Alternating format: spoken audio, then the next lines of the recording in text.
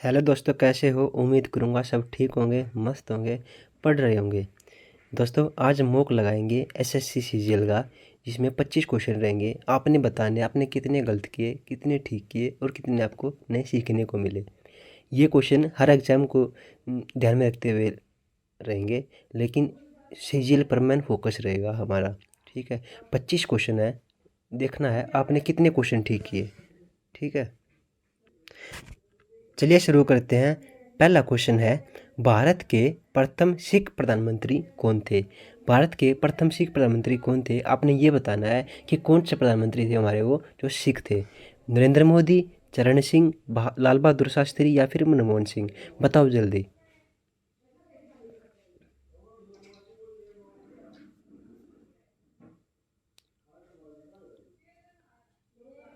दोस्तों, इसका right answer हो जाएगा मनमोहन सिंह। कौन? मनमोहन सिंह। जो डॉक्टर मनमोहन सिंह थे वो हमारे सिख प्रधानमंत्री थे। ठीक है, इस क्वेश्चन का राइट आंसर होगा मनमोहन सिंह। अगला क्वेश्चन है, बौद्ध धर्म,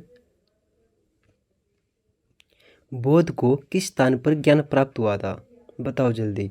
जो बौद्ध धर्म, जो गौतम बुद्ध थे, उनको ज्ञान प्राप्त कहाँ हुआ था, किस स्थान पर हुआ था? ये क्वेश्चन है, बताओ इसका आंसर क्या होगा।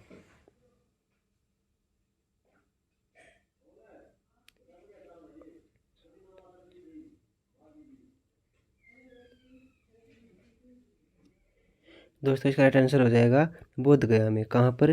बोध गया में इसको ज्ञान प्राप्त हुआ था। अगला क्वेश्चन है,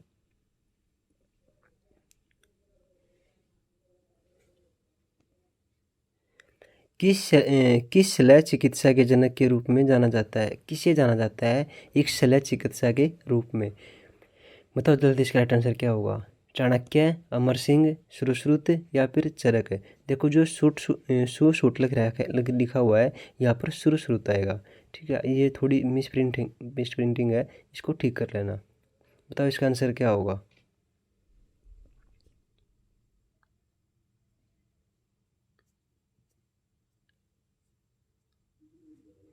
दोस्तों, इसका राइट आंसर हो जाएगा सुश्रुत। जो सुश्रुत थे उन्हें जिन चिकित्सक के रूप में जाना जाता था। अगला क्वेश्चन है, विनय और सूत पिटक। विनय और सूत पिटक में इसमें से किसकी शिक्षाओं का संकलन है? जो विनय और सूत पिटक है, इनमें से किसकी शिक्षाओं का संकलन है, ये बताना है। बताओ जल्दी, इसका राइट आंसर क्या होगा।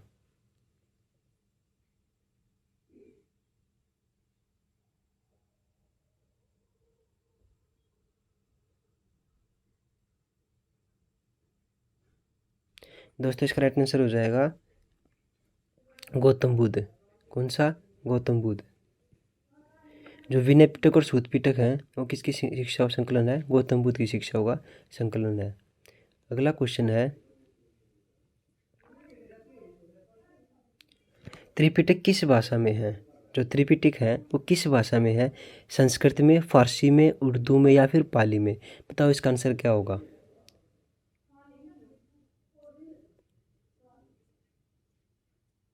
दोस्तों, इसका राइट आंसर हो जाएगा पाली भाषा में। किस भाषा में है? पाली भाषा में। जो त्रिपिटक है गौतम बुद्ध के, जो बौद्ध धर्म के, वो किस भाषा में है? पाली भाषा में है। अगला क्वेश्चन है, स्तूप क्यों बनाए गए थे? जो स्तूप थे वो क्यों बनाए गए थे? इसका बताओ, इसका आंसर क्या होगा। पवित्र स्मृति चिन्ह रखने के लिए, धार्मिक सभाओं को करने के लिए, बुद्ध की पूजा करने के लिए या फिर बौद्ध ग्रंथ रखने के लिए? बताओ जल्दी, इसका आंसर क्या होगा।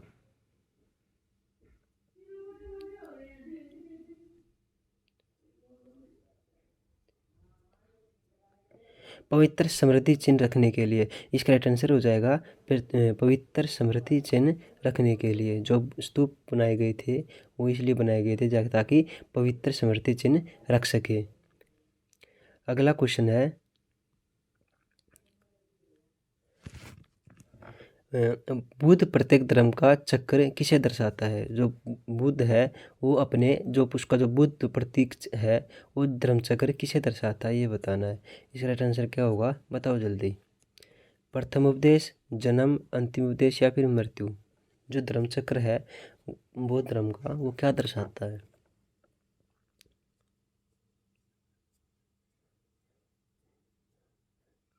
दोस्तों इसका राइट आंसर हो जाएगा क्या? प्रथम उपदेश। जो धर्म चक्र है वो प्रथम उपदेश को दर्शाता है। किसको? प्रथम उपदेश को। अगला क्वेश्चन है पद्मणि पदानी बोधिसत्व के चित्र कहाँ से पाए गए हैं? जो पदानी है, पद्मणि है, उसके बोधिसत्व के चित्र कहाँ से पाए गए हैं, ये बताना है। तो बताओ इसका आंसर क्या होगा? एलोरे गुफाओं में, वाघ की गुफाओं में, बादामी की गुफाओं में, या फिर अजंता की गुफाओं में? बताओ जल्दी इसका आंसर क्या होगा?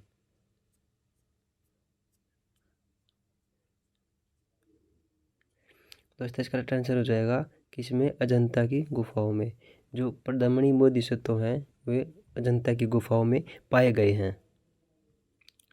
अगला क्वेश्चन है राष्ट्रकूट वंश का प्रतीक, शाही प्रतीक चिन्ह क्या था? बताओ इसका आंसर क्या होगा? जो राष्ट्रकूट वंश है उसका प्रतीक चिन्ह है वो क्या है? राष्ट्रकूट वंश का प्रतीक चिन्ह क्या है? बाघ, हाथी, शेर, या फिर गोल्डन ईगल? बताओ इसका आंसर क्या होगा?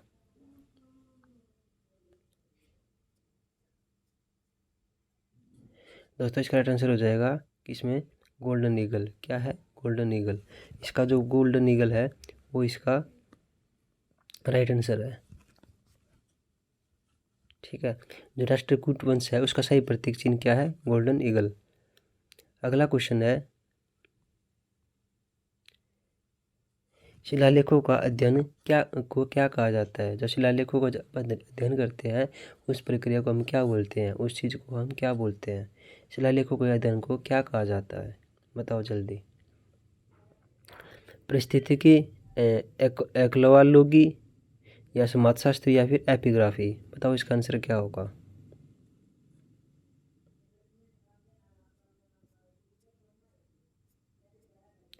दोस्तों इसका राइट आंसर होगा एपिग्राफी। क्या बोलते हैं? एपिग्राफी।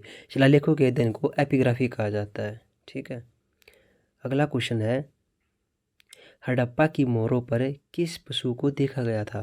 जो हड़प्पा की जो मोहरें थी उस पर किस किस पशु को देखा गया था? बताओ जल्दी इसका राइट आंसर क्या होगा? बैल को, शेर को, लोमड़ी को, या फिर हिरण को?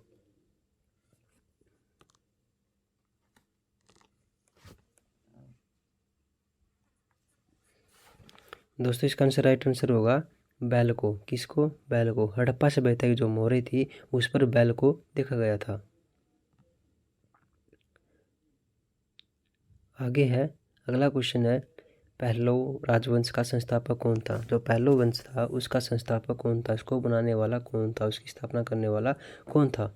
बताओ जल्दी।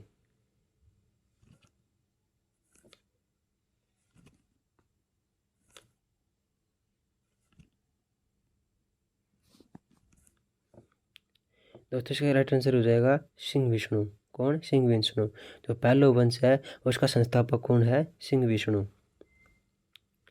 अगला क्वेश्चन है दिलवाड़ा मंदिर किस धर्म से संबंधित है? जो दिलवाड़ा मंदिर है वो किस धर्म से संबंधित है? बताओ जल्दी इसका आंसर क्या होगा? ईसाई धर्म से, बौद्ध धर्म से, जैन धर्म से, या फिर हिंदू धर्म से? बताओ इसका आंसर क्या होगा?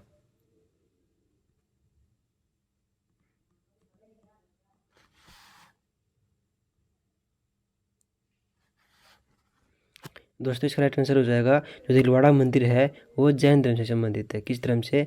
जैन धर्म से। दिलवाड़ा मंदिर जैन धर्म से संबंधित है, आपने ध्यान रखना है। अगला क्वेश्चन है कौन सा बौद्ध धर्म के सिद्धांतों से संबंधित है? इनमें से कौन सा है जो बौद्ध धर्म के सिद्धांतों से संबंधित है?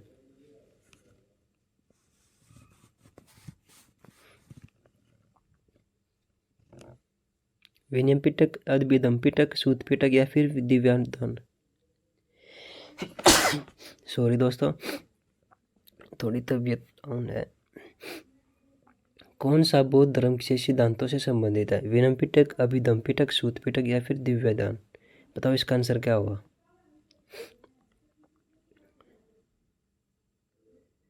दोस्तों इसका राइट आंसर हो जाएगा अभिधम पिटक। थोड़ा मिस प्रिंट है इसमें, अभिधम पिटक। अभिधम पिटक है जो ये बौद्ध धर्म के सिद्धांतों से संबंधित है। ठीक है, अगला क्वेश्चन है, सिंधु घाटी सभ्यता का पहले खोजा गया स्थल कौन सा है? सिंधु घाटी सभ्यता है उसका सबसे पहले खोजा गया स्थल कौन सा है, ये बताना है। बताओ इसका आंसर क्या होगा।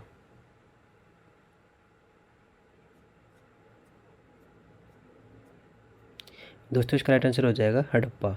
हड़प्पा जो है वो सिंधु घाटी सभ्यता का सबसे पहले खोजा गया स्थल है। अगला क्वेश्चन है, प्रसिद्ध उत्तरामीर शिलालेख किस राजवंश से संबंधित है? जो प्रसिद्ध उत्तरामीर शिलालेख है वो किस वंश से संबंधित है, ये बताना है। बताओ जल्दी इसका आंसर क्या होगा।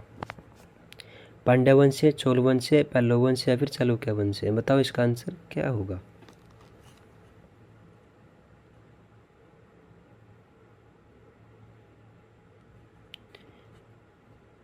दोस्तों इसका राइट आंसर हो जाएगा चोल वंश से। किससे है? चोल वंश से।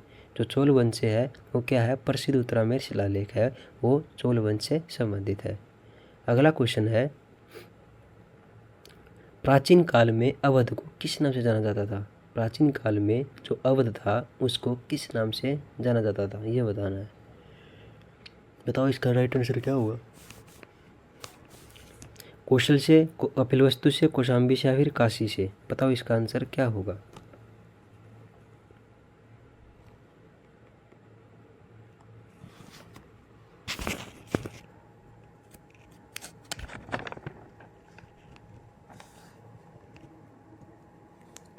दोस्तों इसका राइट आंसर हो जाएगा कौशल से। किससे? कौशल से। जो कौशल है वो अवध के नाम से जाना जाता था। अगला क्वेश्चन है, पाल साम्राज्य का संस्थापक कौन था? जो पाल वंश था, जो पाल साम्राज्य था उसका संस्थापक कौन था? बताओ जल्दी। ध्रुव, गोपाल, महिपाल या फिर महेंद्रपाल? बताओ इसका राइट आंसर क्या होगा।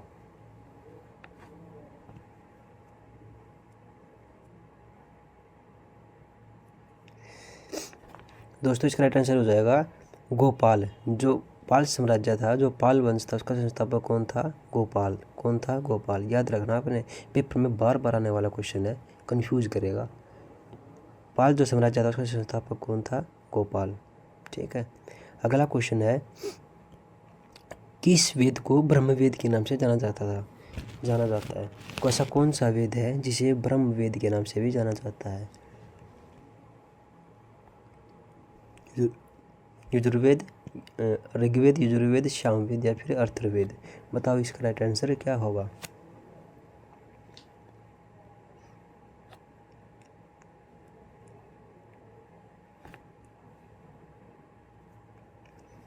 दोस्तों इसका राइट आंसर हो जाएगा अथर्ववेद। जो अथर्ववेद है वो उसे ही ब्रह्मवेद के नाम से हम जानते हैं। ठीक है, थोड़ा मिसप्रिंट है, आप देख लेना। जो अथर्ववेद है वो ही ब्रह्मवेद के नाम से जाना जाता है। अगला क्वेश्चन है, रत्नावली प्रियदर्शिका का और नागानंद किसकी रचयिता है? जो रत्नावली प्रियदर्शिका और नागानंद है वो किसकी रचनाएं हैं, ये बताना, वो किसने रची थी। ठीक है, ऑप्शन देखो, हर्षवर्धन, अशोक, पुलकेशिन द्वितीय या फिर चंद्रगुप्त मौर्य? बताओ इसका राइट आंसर क्या होगा। जो रत्नावली, प्रियदर्शिका और नागानंद ये तीनों क्या है? रचनाएं हैं, लेकिन ये बताना है कि किसने रची थी। दोस्तों इसका राइट आंसर हो जाएगा, बताओ जल्दी।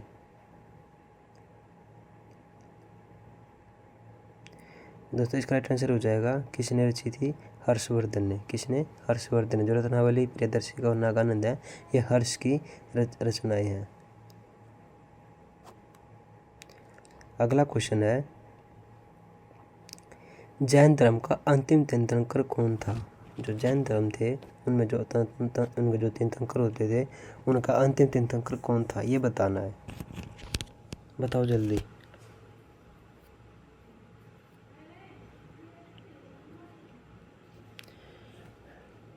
महावीर स्वामी, ऋषभदेव, अनंतनाथ या फिर पार्श्वनाथ? बताओ जल्दी इसका राइट आंसर क्या होगा। दोस्तों इसका राइट आंसर हो जाएगा महावीर स्वामी। जो महावीर स्वामी थे वो अंतिम तीर्थंकर थे। ठीक है, प्रथम कौन थे? ऋषभदेव थे। ठीक है। और इसके अलावा बता दूँ जो अनंतनाथ थे वो 14वें थे। कौन से थे? 14वें। और जो पार्श्वनाथ थे वो थे 23वें। कौन से थे? 23वें। ठीक है। अगला क्वेश्चन है प्रसिद्ध सांची स्तूप कहाँ स्थित है? जो प्रसिद्ध है वो जो सांची स्तूप है वो कहाँ पर है ये बताना है। बताओ जल्दी, इसका राइट आंसर क्या होगा? महाराष्ट्र में, मध्य प्रदेश में, बिहार में या फिर उत्तर प्रदेश में? बताओ इसका राइट आंसर क्या होगा?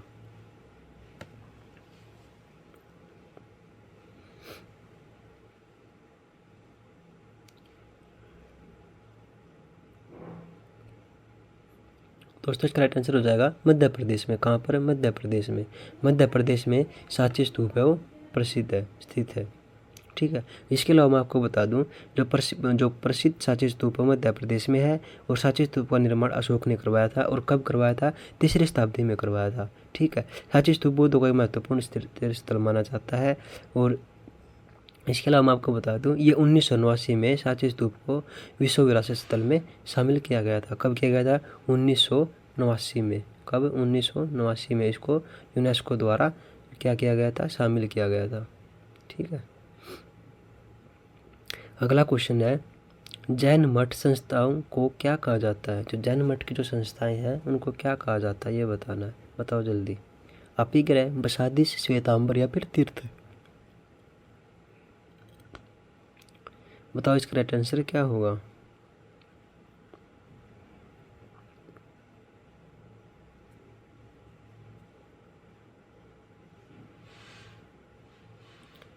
दोस्तों इसका राइट आंसर हो जाएगा बसादिश। क्या बोलते हैं? बसादिश। जो जैन मठ है उनकी जो संस्थाएं हैं उनको क्या बोलते हैं? बसादिश। ठीक है। अगला क्वेश्चन है बिंबिसार का संबंध किस वंश से है? जो बिंबिसार है उसका वंश उसका जो संबंध है वो किस वंश से है? ठीक है, ये बताना है। बताओ जल्दी।